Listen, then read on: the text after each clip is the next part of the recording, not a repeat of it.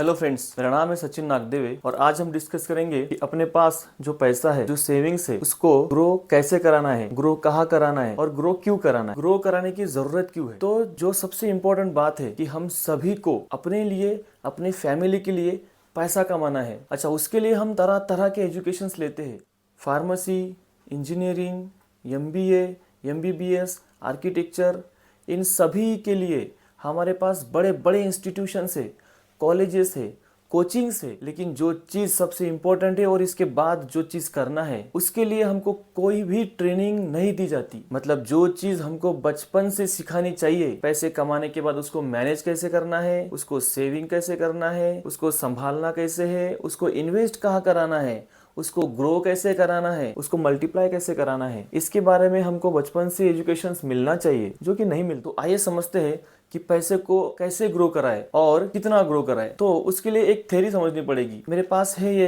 500 rupees की note. कुछ साल पहले जब पेट्रोल की प्राइस 50 रुपए थी, तो इससे हमको 10 लीटर पेट्रोल मिलता था। लेकिन क्या आज इससे अपने को 10 लीटर पेट्रोल मिलेगा? नहीं। और आने वाले 3-4 साल के बाद क्या इससे 5 लीटर भी पेट्रोल मिलेगा? जी नहीं। मतलब जहाँ पे इससे 10 मिलता था, वहां पे 5 भी नहीं मिलेगा। मतलब इसकी जो परचेसिंग पावर है वो कम हो रही है। इसी को बोलते हैं दोस्तों इन्फ्लेशन। तो इसके परचेसिंग पावर को बढ़ाना पड़ेगा। उसके लिए हमको इसको ग्रो कराना पड़ेगा, इसको मल्टीप्लाई कराना पड़ेगा। तो कैसे मल्टीप्लाई करते? समझो आपने 500 को 1000 किया कुछ सालों के बाद और पेट्रोल की प्राइस हुई 200 रुपीज। तो आज इससे मिलता है 5 लीटर, तभी भी मिलेगा 5 लीटर। मतलब आपने ग्रो तो कराया, लेकिन वो इन्फ्लेशन के जितना ही ग्रो कराया। लेकिन अगर किसी ने 500 से 2000 रुपए बनाया, मतलब 2000 तक ग्रो कराया, तो क्या होगा? 1000 रुपए का पेट्रोल लेगा और 1000 रुपए से खुद के लिए कोई शर्ट लेगा या बच्चे के लिए कोई कुछ ले सकता है। मतलब इसके परचेसिंग पावर को बढ़ाया, 2 गुना किया। जहाँ पे इससे एक चीज आती थी, अभी 2 चीज परचेस कर सकेगा। और अगर किसी ने इसको 500 से 5000 किया, तो इसकी परचेसिंग पावर मल्टीप्लाई हो जाएगी। और ऐसे ही करते हैं स्मार्ट लोग, और उसी को बाद में लोग अमीर करते हैं। तो इसको कैसे ग्रो कराना है, कैसे मल्टीप्लाई कराना है, उसके लिए एक स्टोरी को समझते हैं। 2 दोस्त थे, अमन और बबन। अगर आपको मेरे वीडियोस अच्छे लगते हैं तो लाइक जरूर कीजिएगा, दोस्तों को भी शेयर कीजिएगा, ताकि उनको भी पता चले कि ग्रो कैसे कराना है उनके मनी को। चैनल पे नए हो तो सब्सक्राइब जरूर कीजिएगा दोस्तों, और कमेंट में मुझे जरूर बताइए कि आपको ये वीडियोस कैसे लग रहे हैं और आने वाले दिनों में आपको किस टॉपिक पे वीडियो चाहिए। तो चलिए चलते अपनी स्टोरी की तरफ। 2 दोस्त थे, अमन और बबन। साथ में पढ़ाई की,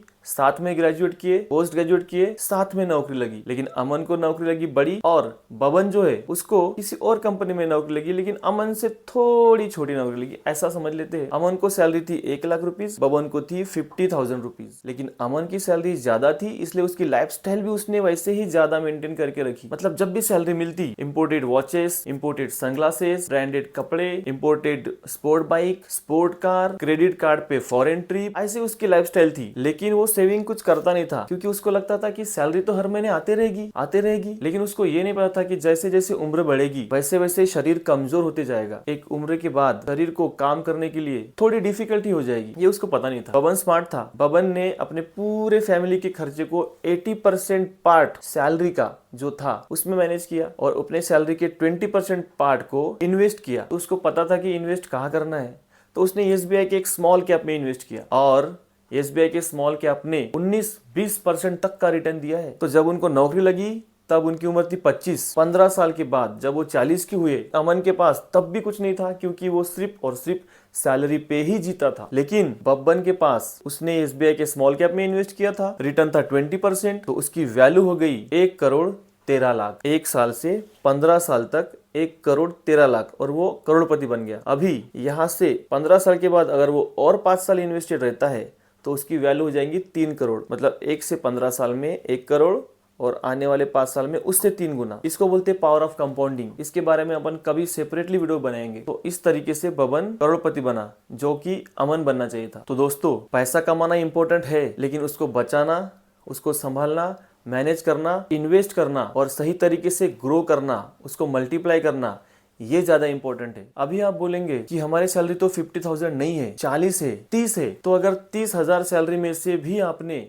20% पार्ट को बचाया, जो कि होता है 6,000, और हर साल किसी भी अच्छे म्यूचुअल फंड में इन्वेस्ट किया और लंबे समय तक रखा तो भी 20 साल बाद आपकी वैल्यू होंगी 1,70,80,00,000। चलो 1,70,00,000 मान लेते। ऐसे ही हम अपने सेविंग्स को अच्छे तरीके से ग्रो कराएंगे तो ही हम अपने लिए, अपने फैमिली के लिए, अपनों के लिए एक मोटा अमाउंट ग्रो कर पाएंगे, जिससे हम फाइनेंशियली फ्री हो पाएंगे। शायद हमको कुछ करने की जरूरत भी ना पड़े, क्योंकि एक सर्टेन एज के बाद अगर आपको काम करना पड़े तो वो बहुत दर्द भरा हो सकता है। इसलिए अपने पैसे को ग्रो कराइए। अच्छा, यहाँ पे हम जिस म्यूचुअल फंड को या जिस शेयर्स को डिस्कस कर रहे हैं उसमें मेरी बाय या सेल की कोई भी रिकमेंडेशन नहीं है। हम यहाँ पे सिर्फ और सिर्फ एजुकेशनल पर्पस के लिए डिस्कस कर रहे हैं। It is purely for educational purpose. Please consult your financial adviser before any investing. दोस्तों, अगर आपको ये वीडियोस अच्छे लगते हैं तो लाइक जरूर कीजिएगा, शेयर कीजिएगा, सब्सक्राइब भी कीजिएगा और कमेंट में जरूर लिखिएगा कि आपको ये कैसे लगे। तो मिलते हैं किसी नेक्स्ट वीडियो में,